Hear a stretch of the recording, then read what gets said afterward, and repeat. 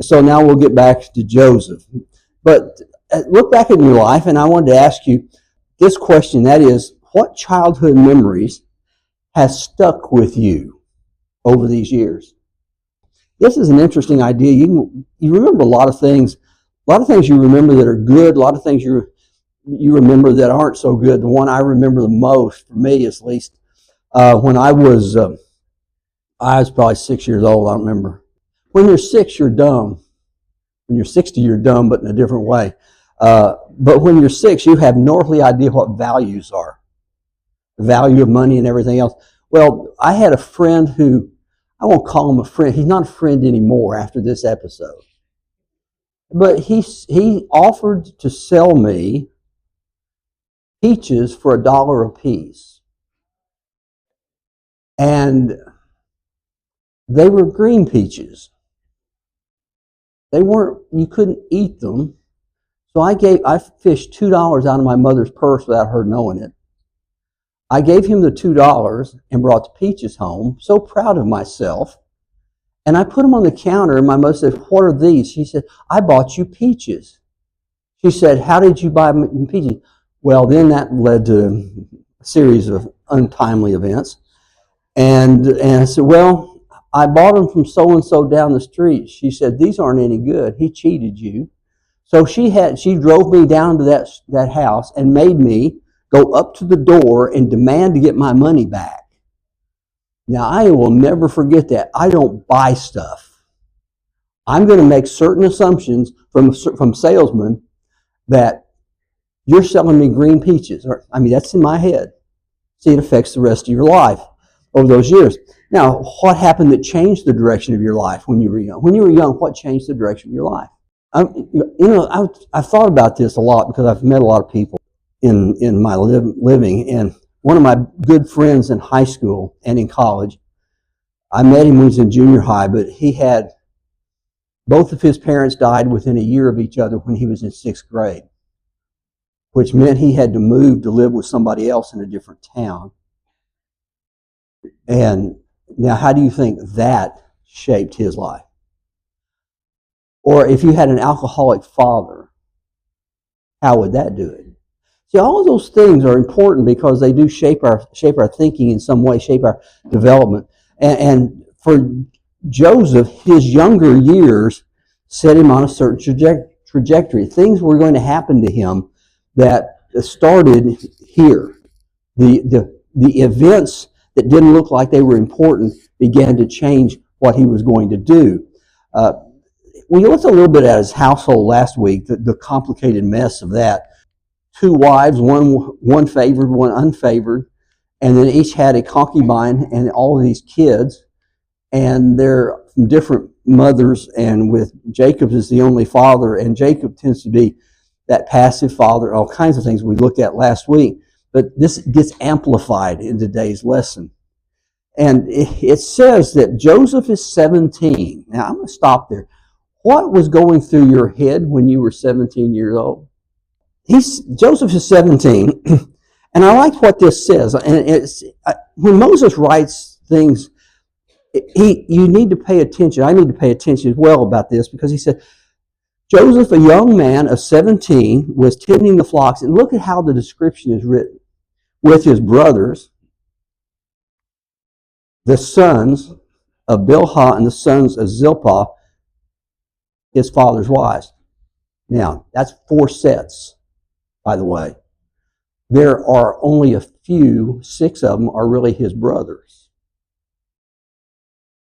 Now, legally, the other ones are, but the brothers are Benjamin himself and Leah's kids. But then you've got these others, half, if you will, the sons of Bilhah, sons of Zilpah. Complicated compliment that we saw last week. And it says that he brought a bad report about them. Have you ever had somebody tattle on you? Usually it's the younger one. That's the problem. And that's right. The youngest children have a problem. And by the way, Joseph is one of the youngest kids here. He's youngest out in that field, at least. Now, how do you react when somebody tattles about you? You're irritated, aren't you? How dare you do that? You're not supposed to tell on me. And so it was this constant idea about that had brought this up. And think about the brothers, how they must have felt with Joseph tattling on them and their father upbraiding them probably for what happened and said, Joseph told me, well, I tell you, that's a target on your back. Now you're very, very careful around Joseph because he has a mouth and he reports it. And then the next verse, see, you got these in Genesis 37. There is this parade of issues that keep coming out. The first is a 17-year-old boy who is telling on his brothers, not good stuff, but bad stuff, getting them in trouble. There's one thing. Secondly, it says that Israel loved Joseph more than any of his other sons. He had this favoritism. There's this one child who is his, and everybody else gets ignored. Do you remember the Smothers Brothers? If you're old enough, you do. If you're not old enough, bless your heart. The Smothers Brothers were a comedy team in the 60s and early 70s. Very, very popular, but they had a stick, and the stick was that Tommy said to his brother Dick, Mother always loved you better. Well, and that was the stick. Well, the problem is there are a lot of families where that happens. You have one child who's the favored child, other children are nobodies. And they can never do anything right, and that favored child can do no wrong. And so that's how Joseph was treated. And the way it came out especially was out of a gift. Now, we touched on this last week. We're going to go a little bit farther this week. Joseph receives a garment. We've always called it a coat of many colors. Now, that's how the King James Version put it, because the word's a little complicated anyway. Plus that, if you're a primary teacher, this is the only thing you put on the flannel graph that has color to it. You realize that, don't you? When I was in first and second grade Bible class, everything's black and white except for Joseph's coat, and it's got a lot of color to it. Man, that's great. Technicolor in a black and white world, that's wonderful. And so he has this robe, and there's something distinctive about this robe. The English Standard Version calls it ornate robe. They don't know exactly what to say.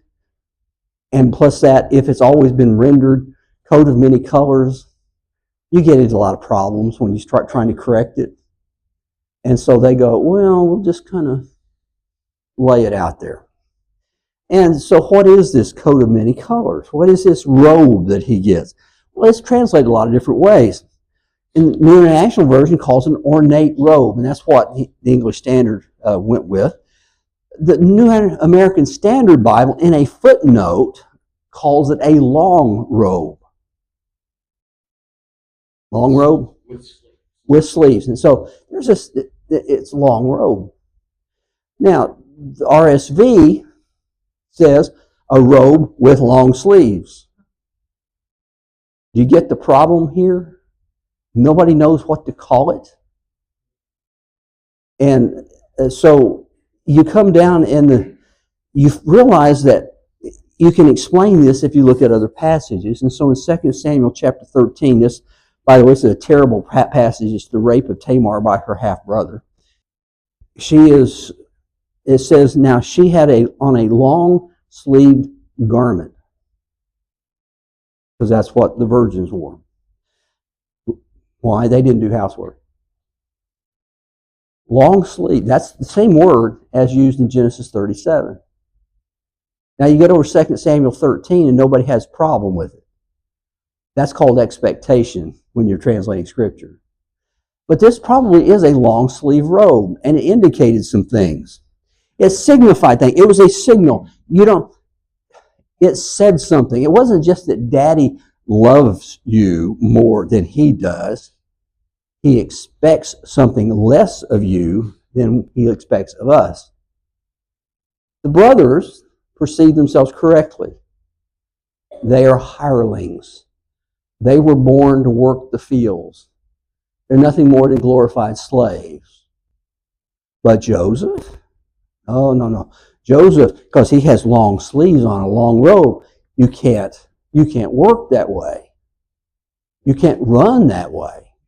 You remember in the story of the prodigal son, when the father runs to the prodigal son, it says he girded himself. That meant he took his long robe and held it way up so you can run. They weren't expecting, they knew that Joseph was never going to have to go out in the field. In other words, they are slaves, he's a prince. Translation. And that's how they were seeing things. So now you have a tattletale brother who's being treated better, and he's not expected to do any work. Compound that all the time. And so guess what? They hated him and could not speak a kind word to him. Hate has no positive value to it. It has no positive intonation. It didn't mean they didn't like him as much. It meant they just despised seeing him. Hate means I wish you would go away. And death is preferable. I want you to be gone off the planet. That's what hate says. They couldn't speak a kind word to him. They were curt, they were surly, all of those things when they spoke to him. Now, do you think, based upon what you read so far, that was a normal reaction? Yeah, and that's just it. I mean, everybody assumes that they're not being treated as well as the other one is. Everybody does that. So this is a normal thing. They are upset. They are angry. They're hateful because of what Joseph has done. This is the problem with Joseph. Suddenly, he's got this rage being directed to him. Now, the question is, when you get to your family, how do you treat your children? It's an important part of life. I mean, this is the problem that most parents always will have to struggle with. There's a book that I read every year. It was on the Galveston storm of 1900. Since I lived in Galveston County for so long, I like to read that story. But the author says in there that when the house is falling apart and you're drifting through the darkness and the water, and you have a choice to save only one child and you have two, do you pick the sweet little girl who all loves your neck, or the ornery teenager who won't obey you? Wow. It's rhetorical. It was rhetorical in the book, but it really drives the point home. Selfish. What do you do? Who's the favorite child in your family? Now, I have to tell you, I struggle with this as a grandparent because I had two girls that I both loved very dearly. Then the oldest girl had two girls. The youngest girl had a girl. And then she had a son. Who do you think gets spoiled? We have to be real careful. I got to tell you, we got to be real careful. If we buy one of them one thing, we got to buy another one, the other one something of equal value. In fact, we go to the store, we go to Target, we go to the toy section, dangerous place to be, but it's where you go. And so they go, well, how much can we spend? $25. Okay, well, they start, and they're really good. I mean, they may not be able to do anything, but they can add how much they've got money left. And so we're doing all these things, and one says, well, he's got $27, and I only have $25. Can I get something else? You know what they're going to choose? Something that costs $5. Then the other one will say, but they all got $5. Can I get something? And here we go. And so you have to worry about how you treat them. And that's what was going on in Jacob's family. There was an uneven treatment that was contributing to the problems. And then all of that stuff is beyond Joseph's control. Understand, Joseph has no control over that. But there's something else that happens. He starts to have these dreams. Now, just a note about dreams in Genesis, especially in this Joseph story. There are 3 sets of dreams in the Joseph story. Joseph has 2. There are 2 that happen in prison to the butler and the baker, the cupbearer and the baker. And then the Pharaoh has 2. Dreams are very important in the story because dreams are the omens of the future. People take them seriously. They don't know what they mean, but they take them seriously.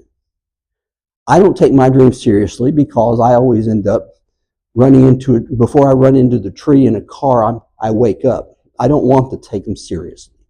So they mean something. I'm not Sigmund Freud. I don't interpret dreams. So, but the dreams here are important because Joseph has these two dreams. One is about sheaves, and he's got all these sheaves out in the field. And when his sheaf is there, the other sheaves bow down before it. Then he has a second dream. The second dream is all the sun, moon, and stars bow down to his star. Now, I don't know what that looks like. How do stars bow down? I don't know. Immaterial. But it's interesting to think about it. Now, he tells these dreams to his family. Do you think he's wise to tell these dreams to his family? Do you want to talk about this? Hey, guys, I had these great dreams. You know what it was? I come out on top and you guys are on the bottom. Can you imagine that story at the dinner table? They're already up to here with Joseph. And this is one more step. In fact, if you read it, twice it says, they hated him all the more. They said, do you intend to reign over us? Will you actually rule over us? You know, they're wanting to find out, okay, Joseph, how far you want to push this little tail? And even his father, Jacob, rebukes him and says, you mean I and your mother are going to actually bow down on the ground before you? Now, if you know the rest of the story, you know what's going to happen, but they don't know the rest of the story here. So that's what's going on. But his brothers say they were jealous of him. What do you think jealousy is? And where does it come from? It rejoices in other people's problems. It is. This is a. You know, how would you define jealousy? The opposite of that's true as well. I call that the baby book problem. Your first child, your wife creates this beautiful baby book, and you got a picture of this and a picture of that. The next one comes along, and that old kid's now 2, and she's got a baby too. And you buy the baby book, but there's nothing in it. And they go, "Why did I not exist?" The old joke is that when the first kid drops their pacifier, they boil it in water and sanitize it. By the time the third child comes along, they pick it up, wipe it on their jeans, and put it back in their mouth. So that's kind of where that comes from. That let the dog lick it. It's been called the green-eyed monster. You know why it's called the green-eyed monster? Because a lot of cats have green eyes. And you know what cats do when they catch a mouse? They play with it. They want to inflict as much pain and suffering on that mouse before they finally kill it. We had a cat that wanted to bring them in. Terrible idea. We had dogs that had brought birds in. That's even worse. But the cat would get that mouse and would take on and would throw it up in the air and catch his teeth and just shake like this. And you just hear that mouse squeal. One time we had one, and my wife said, "Make it stop." I thought, what am I supposed to do? Don't get in the middle of a cat with a mouse. But that's why we call it the green-eyed monster, because it wants to inflict some punishment on something. We can call it this way. Envy has 2 dimensions to it. One is that it strongly wants what someone else has and will do whatever it takes to get it. Lie, cheat, or steal. Whatever it takes. I like your car, I'll steal it. That's one part of envy. But the other is more sinister. The other one says, if I can't have it, I don't want you to have it either. So, a child who has a cookie and he's not sharing it, another child might snatch it out of his hand, throw it on the floor, stomp it, so that neither one of them have a cookie. See, jealousy has a lot of dimensions. And a lot of this, as we go through it, you see that Joseph's brothers want what Joseph has, but if they can't have it, they won't have him to have it either. And so it gets expressed. And his brothers grow down to graze sheep. Sheep move because when sheep move, when they eat all the grass off, and you have to keep moving, find more grass. So that's the life of shepherds. And so they're going to go to Shechem, and in Shechem they're going to have this that's where they're going to feed the sheep. So Joseph is sent by his father to go find out what they're like. I want you to think about that. He did this once, and the last time he brought a bad report about it. You don't think they remember that?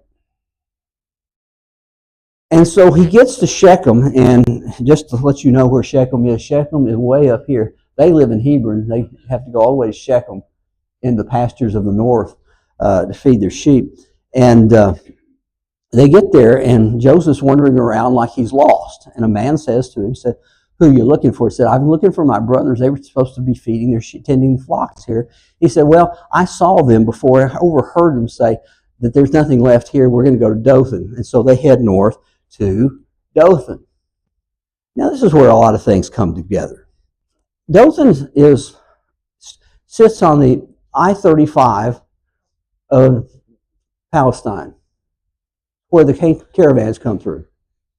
If you're going from Babylon and Assyria and that area, you go up the Fertile Crescent, and one of the roads you take is one through Dothan. So there are a lot of traders, a lot of merchants, and everybody else comes through there. And so they got this stuff, and there's a lot of intersection here. So they plotted to kill him. Plotting is a word that means to deceive, to take advantage of someone for my benefit. They plotted to kill him. And they had this idea, and the idea was to kill him, but they don't have time now, so they're going to throw him in the well and come back and do it. They'll say, "We'll see what comes of his dreams then."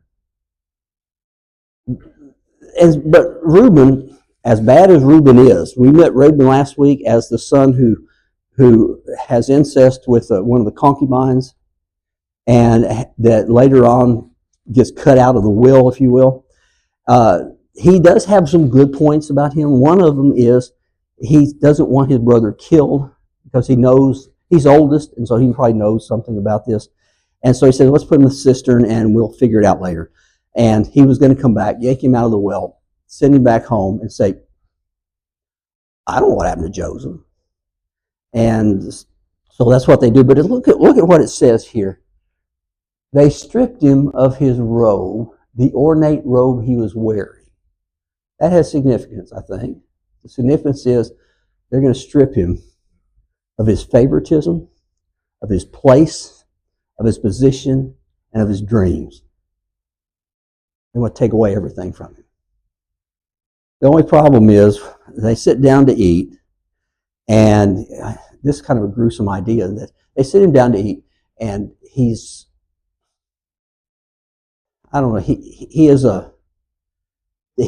crying for help, and they're just eating along, and they don't care. I mean, think about that. It's just, your brother's crying for help, and you just keep eating your sandwich.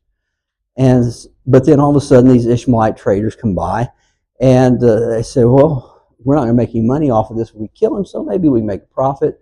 And the Ishmaelites, by the way, are related. Their great-great-grandfather was their great-great-grandfather too, Abraham. And so it's a family bargain.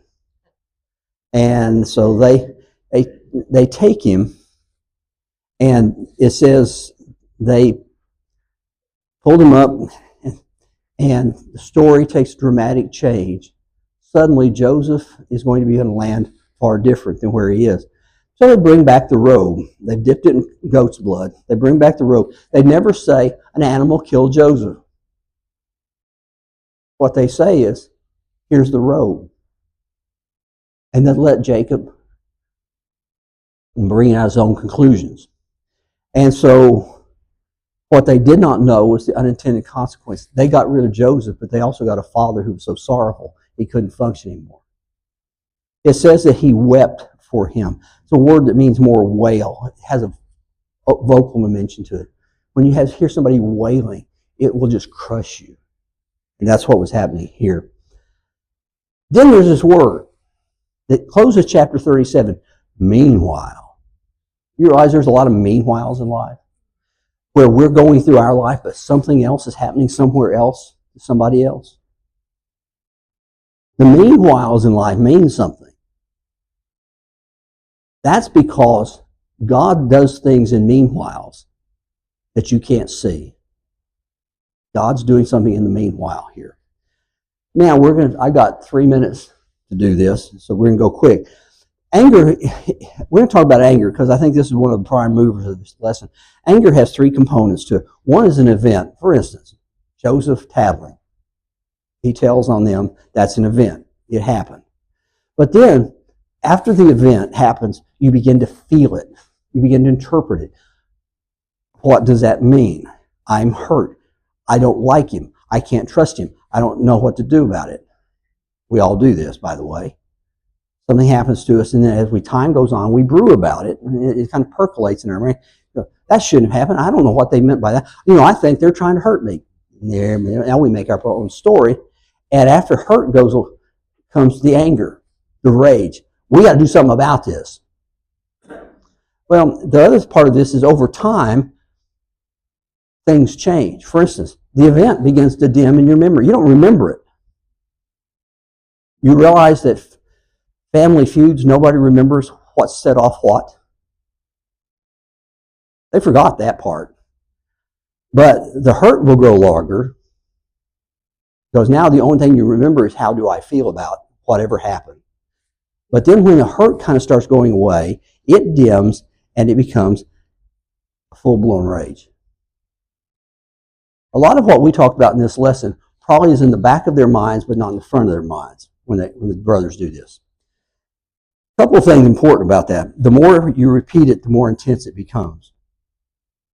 Think about all the things that happened in this lesson that was about Joseph. Joseph told on his brothers. Joseph had this coat that signified his father's love. Joseph was loved more than his brothers, and was not the expectation.